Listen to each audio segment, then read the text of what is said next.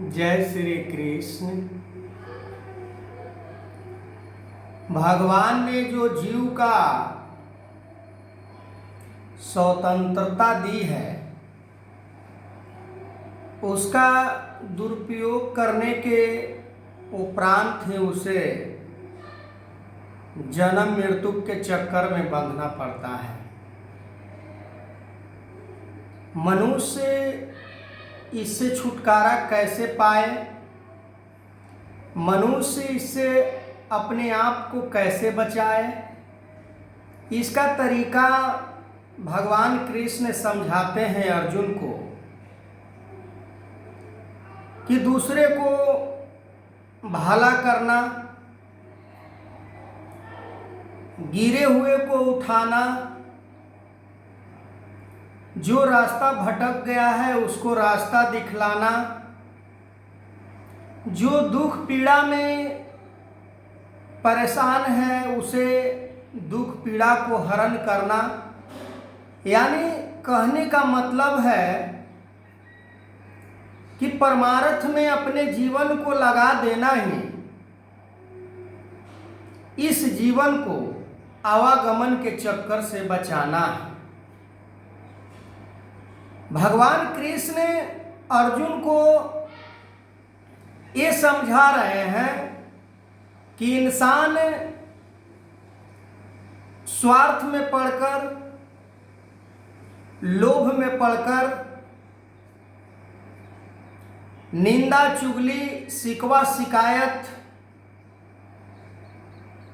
ऊंच नीच के चक्कर में फंसकर अपने आप को और फंसाते चला जाता है और एक भक्ति के नाम पर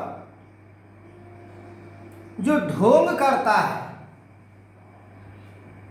जो दिखावा करता है, जो अपने आप को हाईलाइटेड करके लोगों के सामने अच्छे श्रेणी में आना चाहता है पर उसका कर्म नहीं बोलता, कर्म शैतान की तरह पर गुण बिखेरता है इंसान की तरह। तो दोनों पक्ष में कोई एक ही पक्ष उसको जीवन को सही बना सकता है। भगवान कृष्ण अर्जुन को बार बार समझा रहे हैं कि अर्जुन, इस संसार में निस्वार्थ हो जाना, इस संसार को मन से त्याग कर देना इस जीवन का परम कर्तव्य है। पर तुम कर्मों के बंधन में बंधते जा रहे हो। जो तुम्हें कर्म बताया जा रहा है, जो तुम्हारे लिए कर्तव्य निर्धारित किया गया है, उस कर्म से, उस कर्तव्य से तुम दूर होते जा रहे हो। आज समय के सतगुरु जिस कर्म के बारे में समझाते हैं, जिस कर्तव्य के बारे में समझाते हैं, वो केवल दिखावा मात्र दिखाई देता है।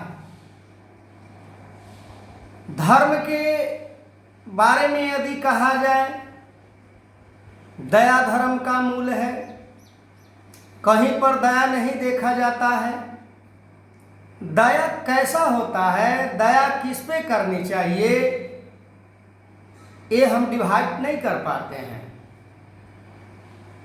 फिर आगे समझाते हैं सतगुरु कि खोद खाद धरती सहे, काट कुट बन राय,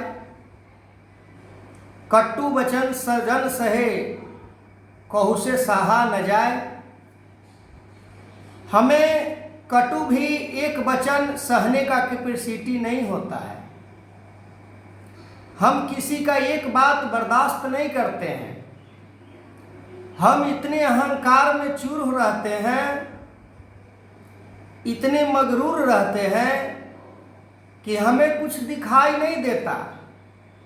पर इस जीव को इन चीज़ों से वादित किया गया है कि जब तक ये चीज़ों को तुम सेवन करते रहोगे,